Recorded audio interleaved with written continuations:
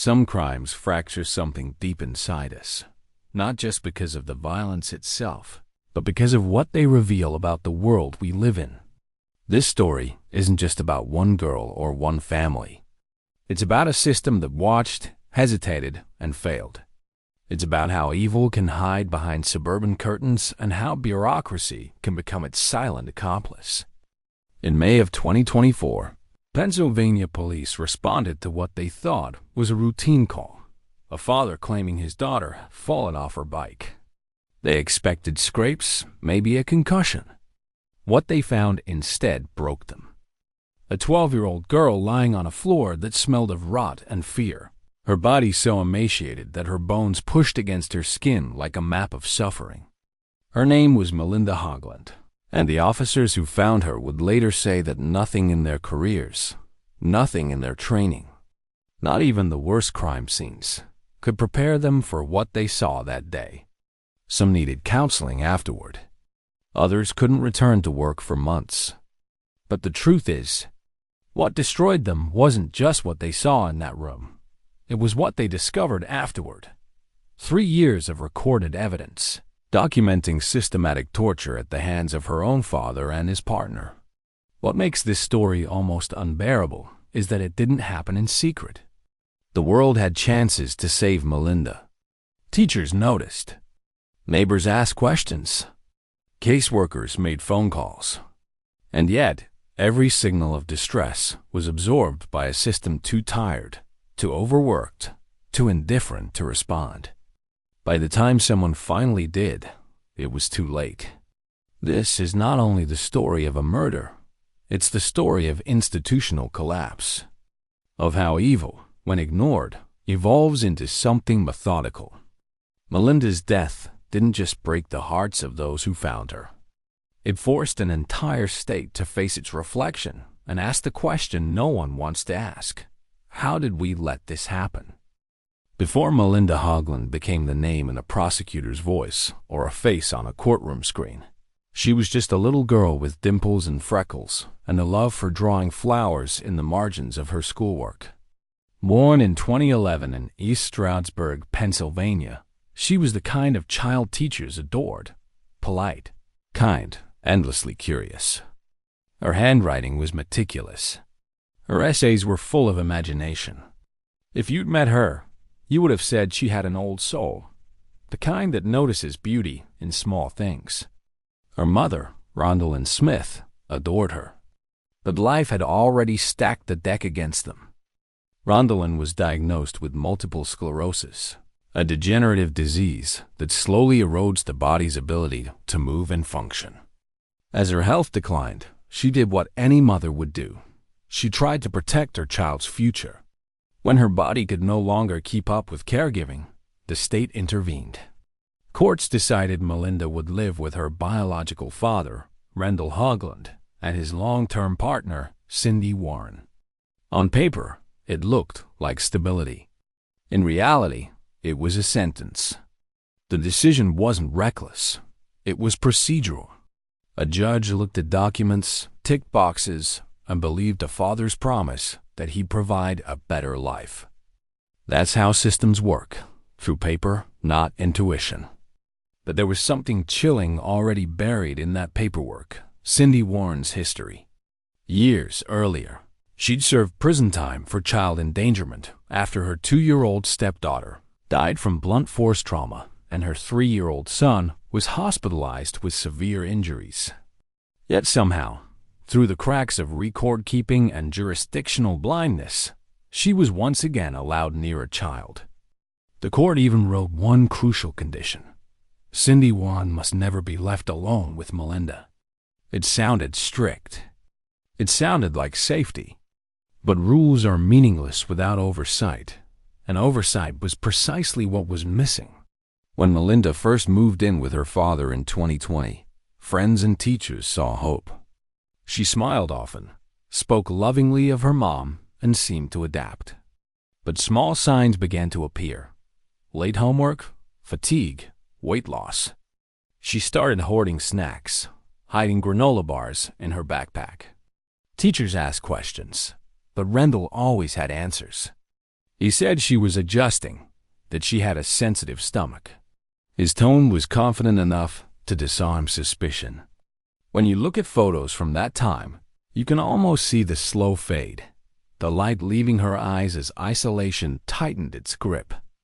It's easy to imagine that if one teacher, one neighbor, one caseworker had pushed harder, this story could have ended differently. But instead, every concern was logged, noted, and filed away, buried in digital folders marked "No further action required." Melinda didn't vanish overnight.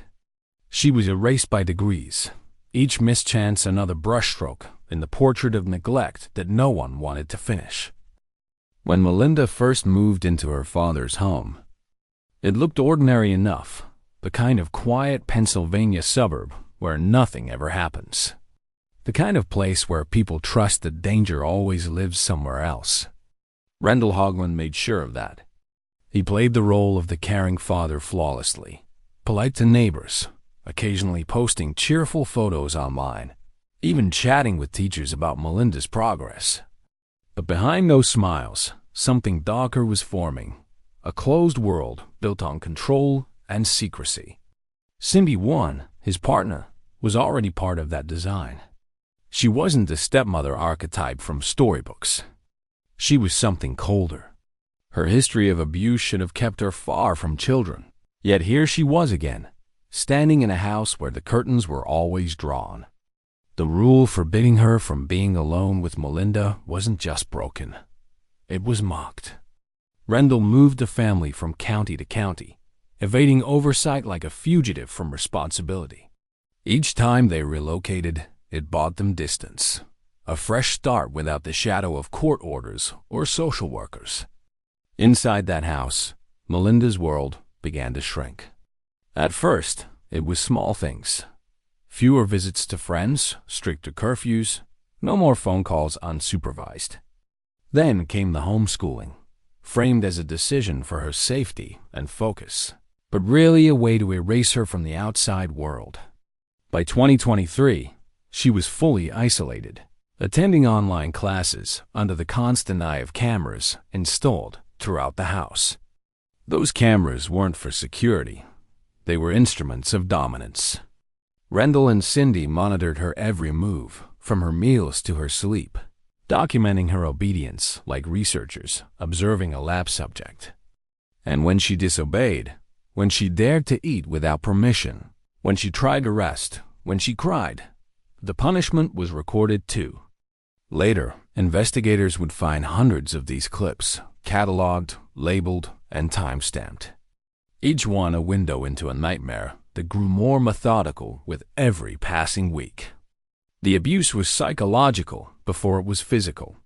Melinda was told she was bad, that she made them angry, that the punishments were her fault. It's a tactic as old as cruelty itself, to convince the victim that their suffering is a form of justice. Over time, she stopped resisting. She learned to thank them for food, to apologize for existing.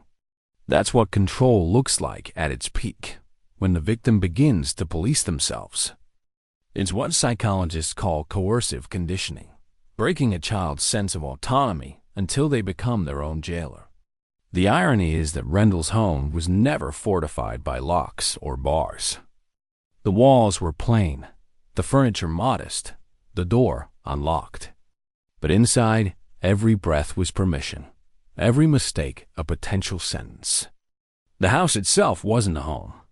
It was a machine designed to erase a child's humanity piece by piece, a perfect prison built on manipulation, routine, and the illusion of normalcy. When the paramedics carried Melinda's broken body out of that house, they thought they'd seen the worst of it, but the truth was only beginning to surface. It wasn't until detectives began searching the property that they realized they weren't investigating a single act of violence, but a timeline of torture. Hidden in hard drives, phones, and cloud backups were over 400 videos, each one a document of cruelty, filmed and labeled with clinical precision. The files were organized by date, sometimes even categorized by behavior, as if pain had become an administrative process. These recordings told a story that words can barely hold. In them, Melinda is seen chained to furniture, forced to perform exercises long after she's collapsed, begging quietly for food that never comes. She's denied sleep, her limbs covered in bruises, her eyes swollen but empty. Sometimes she's made to stand still for hours while Rendell or Cindy berate her, recording every flinch, every tear. What struck investigators wasn't just the violence, it was the deliberation. This wasn't rage. It wasn't impulsive. It was ritual. The camera never shook. The lighting was deliberate. The cruelty rehearsed. Detectives described it as sadism disguised as structure. They watched in disbelief as Cindy forced Melinda to eat scraps from the floor, as Rendell lectured her about respect while she trembled in the corner. The audio alone haunted them. The steady rhythm of Melinda's sobs broken by forced apologies, the sound of someone trying to be good enough to survive. The digital evidence painted a picture of people who didn't just want to hurt her. They wanted to own her pain. It's a pattern common among sadistic abusers. Control becomes currency, and documenting suffering becomes its own form of addiction. Every recording was a trophy. Every punishment filmed was proof that they could play God inside their own walls. One investigator later said, "It was like watching the light go out in real time." He wasn't exaggerating. Over 3 years, the girl who once drew flowers and thanked her teachers became skeletal, silent, almost ghost-like. By the end, she weighed barely 50 pounds. Her skin was ulcerated, her bones fractured, her organs failing. When the paramedics arrived that day, Rendell claimed she'd fallen off her bike.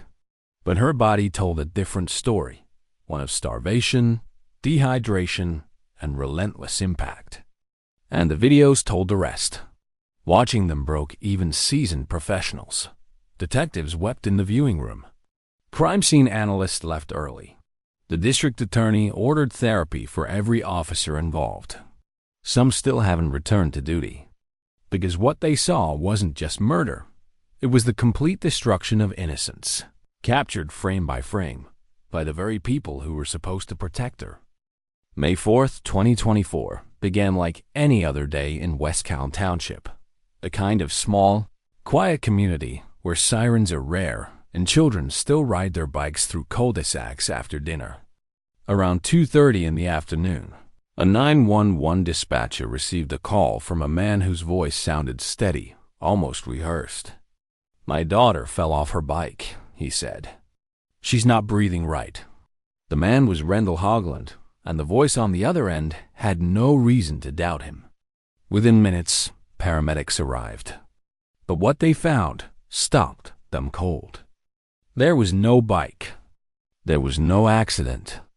There was only Melinda, a 12-year-old girl lying on a filthy floor, her body a roadmap of agony. She weighed barely 50 pounds. Her skin was mottled with bruises, open sores, and deep cuts. Her lips were cracked, her eyes glassy and distant, and her breathing was shallow, the kind that sounds more like surrender than survival. One paramedic later said he had to look away, not because of the injuries, but because of her expression. She looked peaceful, as if she had already escaped long before her body followed. Rendell stood nearby, calm, detached, spinning stories about how she'd been clumsy, about how she bruised easily. But lies can't compete with truth that's written on a body. Within seconds, the medics knew. This was not an accident. They rushed her to Brandywine Hospital, where trauma teams worked for hours. They inserted lines, pumped fluids, fought to stabilize organs that had been starving for months. One nurse later described it as trying to revive a candle after the flame's already gone. Despite 9 hours of effort, at 11:07 p.m., Melinda was pronounced dead. The room went silent. No one spoke. A veteran doctor quietly walked out and wept in the hallway. For the first responders, that day never ended. They had seen terrible things before. Overdoses, crashes, suicides, but nothing like this. Nothing that radiated such deliberate evil. What haunted them wasn't just the physical damage. It was the realization that every mark, every fracture, every wound represented a moment when someone could have intervened but didn't. One paramedic later said, "I didn't just see a murdered child. I saw every missed report, every ignored phone call, every time someone looked away." That thought followed them home. Some quit. Some sought therapy. Others said their dreams were filled with flashes of her face, the fragility of her hands, the impossible lightness of her body. The same house that looked so ordinary from the outside had been a graveyard for years, and no one had noticed. That night, as officers sealed the crime scene and zipped up the body bag, one of them whispered, "I'm sorry." It wasn't procedure. It was instinct, a small act of humanity in a place where humanity had been stripped away for too long. When investigators returned to the Hogland home the next morning, the air was still heavy with the ghost of what had happened there. Every surface felt wrong, every sound too loud. Detectives knew they weren't stepping into a scene of sudden violence. They were walking into a crime that had been happening for years. And yet, even in the face of that horror, Rendell Hogland never stopped lying. During his first police interview, he acted calm, detached, rehearsed, the kind of performance only someone deeply convinced of his own cleverness could attempt. He told officers that Melinda was always sick, that she didn't eat right, that she kept falling. He even blamed her clumsiness for the bruises that covered her body like a roadmap of suffering. But the detectives weren't buying it. The medical examiner's report was unambiguous. Melinda's injuries weren't the result of accidents. They were the result of sustained torture, inflicted over time. Her body showed fractures at different stages of healing, indicating repeated assaults. She had been starved, dehydrated, and deprived of medical care for so long that her internal organs were failing. This wasn't neglect. It was annihilation, methodically carried out by two people who saw punishment as power. When confronted with the footage, the hundreds of videos found on the hard drives, Rendell's mask slipped. He stopped pretending to be the grieving father and turned cold. "You don't understand," he said. "She wouldn't listen." It's hard to imagine a colder sentence, the kind of thing that drains the color from the world around it. As if obedience could ever justify cruelty. Cindy One, on the other hand, played the opposite role. She cried, shaking, denying everything. But the footage made her words meaningless. She was there, laughing while Melinda cried, ordering her to eat from the floor, taunting her between blows. She had done this before. Decades earlier, she'd been convicted of child endangerment after her stepdaughter died under similar accidental circumstances. Somehow, the system had let her out, let her near children again, and now another child was dead. When detectives showed her those old files, she broke down completely. It wasn't supposed to happen again, she said. But it had. And the courts would soon see just how deliberately. By July 2024, the district attorney upgraded their charges to first-degree murder with aggravating circumstances, signaling intent to pursue the death penalty. It wasn't vengeance. It was recognition. This wasn't a case of rage or mental illness. It was design. Rendell and Cindy treated Melinda like an experiment in obedience. Each act of violence was premeditated, recorded, preserved. When prosecutors watched the footage, they described it as evil turned procedural. The detectives who gathered that evidence said the same thing in simpler words. They enjoyed it. That's what haunted them, not just the suffering, but the enjoyment, the planning, the control. Rendell didn't kill in anger. He killed for domination. And Cindy didn't protest. She participated. Together, they had built a universe where pain was routine and love was a weapon. In that sense, they weren't just criminals. They were collaborators in the slow destruction of a human soul. When a story like Melinda's reaches the news, the first reaction is always disbelief. How could anyone do something so monstrous? But the harder, quieter question is how so many others let it happen. The truth is, Melinda's death wasn't just a crime. It was a failure of systems, of communication, of courage. The evidence later revealed that she had been waving red flags for years, and every one of them was ignored or lost in paperwork. Teachers noticed first. They saw the bruises, the exhaustion, the way Melinda would hoard snacks from the cafeteria as if she didn't know when she'd eat again. One teacher said she would ask for seconds at lunch and try to hide part of it in her backpack. They called the state hotline Childline and filed reports of suspected abuse. But when the call reached Chester County children, youth, and families, it was reduced to a phone inquiry. A caseworker called Rendell once, asked if everything was fine, and closed the case. No visit, no follow-up. No warning to her mother, no background check on Cindy Warren. The same bureaucracy that promised to protect children failed to even open the door. It wasn't that they didn't care. It was that the system itself had gone numb. Overworked, understaffed, drowning in reports, caseworkers became gatekeepers of triage rather than guardians of safety. And in that fog of normalcy, monsters thrive. When Rendell later pulled Melinda out of school in 2023, claiming she was switching to an online program, no one checked in. No social worker verified the living conditions. No one noticed that her world had shrunk to a basement. By the time she disappeared from every radar, her torture had already begun. The courts had tried to prevent this, remember. The order that Cindy Warren was never to be left alone with Melinda? It might as well have been written in visible ink. When Rendell moved counties, that restriction didn't follow him. Records didn't transfer. The people meant to enforce the rule didn't even know it existed. That's how bureaucracies fail, not through malice, but through forgetfulness. Each person assumes someone else is watching. No one does. When the truth came out, officials scrambled to explain themselves. Statements full of apologies and promises filled the airwaves.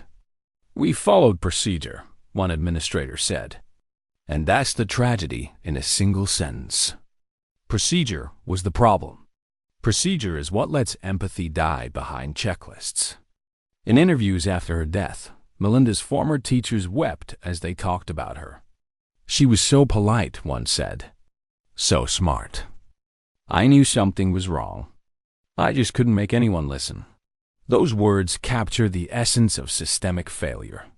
The sound of someone trying to scream through walls built of bureaucracy.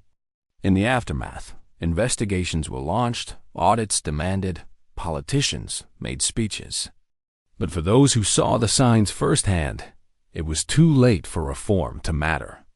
Melinda had slipped through a safety net full of holes, and no policy statement could bring her back.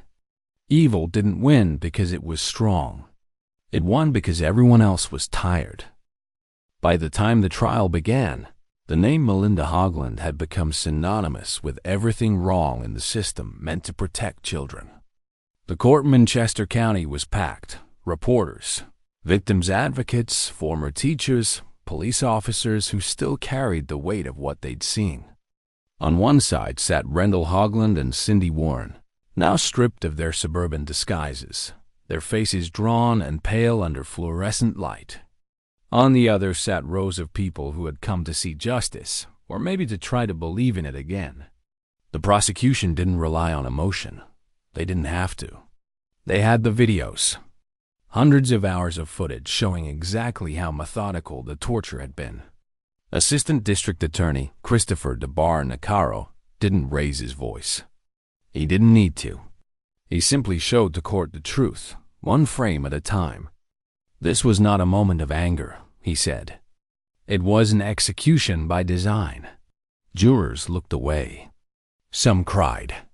Even seasoned reporters had to leave the room. The evidence was overwhelming, so overwhelming that the case stopped being about guilt and became about intent. The prosecution argued for first-degree murder with aggravating circumstances, citing cruelty beyond comprehension.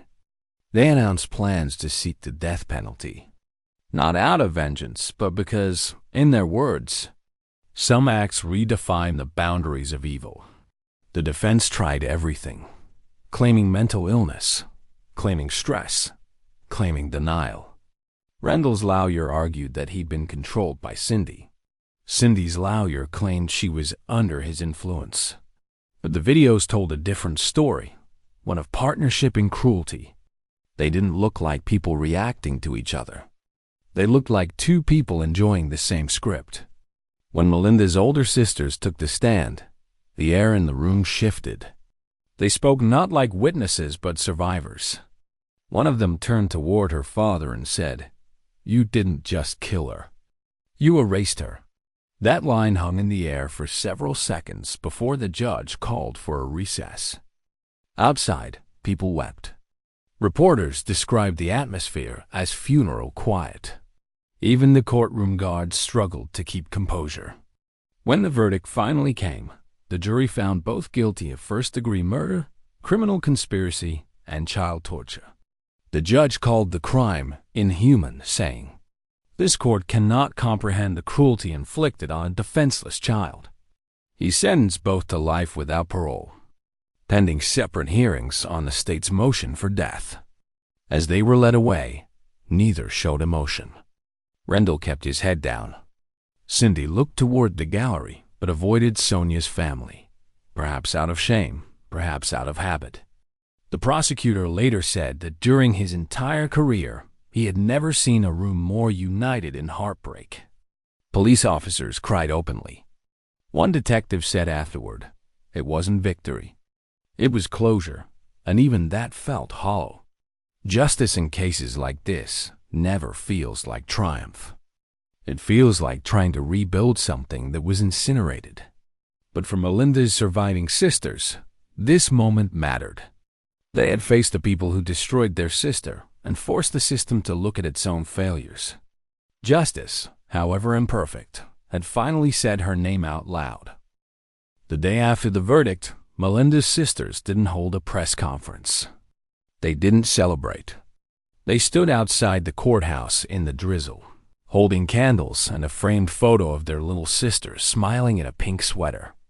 "This isn't the end," one of them said. "It's the start of what should have happened while she was still alive." Out of that grief, something powerful began to grow. Together, the sisters founded Justice for Melinda, Inc., a nonprofit organization dedicated to exposing child welfare failures and demanding legislative reform. Their mission wasn't revenge. It was prevention. They wanted to build something strong enough to catch the next Melinda before she fell. Within weeks, they began meeting with lawmakers and child advocacy groups across Pennsylvania, pushing for a bill that would later be known as Melinda's Law. It wasn't just about punishing abusers. It was about holding systems accountable. The proposal called for 3 major changes. First, the creation of a national registry of convicted child abusers accessible across states and counties, so predators like Cindy Warren could never hide behind new zip codes again. Second, it demanded mandatory cross-county record sharing whenever a family moved, ensuring court restrictions and prior warnings would follow them. And third, it sought to give teachers and school staff more direct authority to trigger welfare investigations without bureaucratic obstruction, so no report could ever die in a voicemail inbox again. The sisters weren't politicians, but their story made the abstract real. Their words carried the weight of blood and memory. When they testified before the Pennsylvania House Committee that fall, the room was silent. One sister read from her prepared notes, voice steady but shaking at the edges. "My sister begged for help in every way she knew how. But every time someone tried to listen, the system told them it wasn't urgent. If this bill saves one child, then Melinda will not have died in vain." Lawmakers who rarely agreed on anything agreed on this. The proposal passed unanimously through its first round of hearings, gaining bipartisan support and national attention. Soon, other states began discussing similar models, inspired by Pennsylvania's courage to admit its failures. Child advocates called it a blueprint for prevention. At the same time, prosecutors and police departments across the country began incorporating Melinda's protocols, guidelines for multi-agency communication during child abuse cases. The idea was simple. No single caseworker should ever hold the power to close a file on their own. The impact was immediate. Reports that would have once been dismissed as unverified started leading to investigations. Children who might have been forgotten were suddenly seen. Every piece of progress carried Melinda's name. But for her sisters, this wasn't about politics or policy. It was personal. "People think justice ends in court," her sister Emily said. "But for us, it starts with making sure no one else ends up where she did."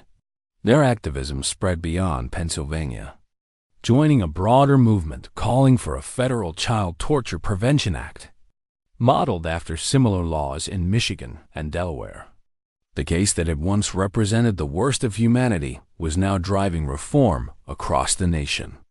Melinda's name had become more than a tragedy. It had become a warning and a promise. In the months that followed the trial, Melinda Hogland's name stopped being a headline and became something else entirely: a reminder, a reckoning, a promise whispered through classrooms and courtrooms across the country. The world had watched her story unfold with horror, but what remained was not the crime. It was the choice of what to do with it. Evil, after all, is only half the story. The other half is what humanity decides to build in its shadow. In Pennsylvania, teachers now mention her name when they train new staff. Lawmakers cite her case when debating protective reforms. And families light candles each year, not in mourning, but in accountability. Melinda has become a symbol of both failure and redemption, a child who didn't survive the system but who, in a way, has begun to save others from it. There's a strange power in tragedy when it's told with truth. It forces people to see what comfort hides. And the truth is this: the system didn't just fail Melinda. We did. We live in a world that moves fast, that prizes convenience over compassion, efficiency over empathy. We hear a scream and call it someone else's problem. We see a bruise and decide it's not our business. But every time we choose silence, we make room for another monster to grow. Melinda's life was stolen by cruelty, but her legacy has become a demand that we pay attention, that we refuse to look away, that we remember that laws are only as strong as the people who enforce them. Her story is about more than one house, one family, one town. It's about what happens when bureaucracy replaces bravery, when compassion becomes optional. The officers who found her that day still carry the memory. Some say they pray before every new case, asking not for strength, but for vigilance, the courage to intervene before it's too late. That's what this story should leave us with. Not despair, but duty. Because every Melinda that the world loses is one we could have saved. Evil thrives on our hesitation. Justice begins the moment someone refuses to ignore the quiet signs of suffering. Her sisters often say that if even one person had knocked on that door, if even one caseworker had looked a little closer, Melinda might still be here, sketching flowers, laughing with her friends, growing into the kind of woman who could have changed the world in her own way. Maybe, through them, she still will, because her name now stands as both warning and hope. The next time you think, someone else will handle it, remember Melinda, the girl the world forgot until it was too late, and the girl whose story made sure we never forget again. Melinda's story forces us to confront the truth most people avoid, that cruelty doesn't happen in the dark. It happens in plain sight, surrounded by people who convince themselves it's not their place to act. Her life, though short, exposed a truth powerful enough to reform laws and awaken conscience. Justice doesn't begin in courtrooms. It begins with awareness, with action, with compassion that refuses to wait for permission. We owe it to her to care louder, sooner, and with everything we have.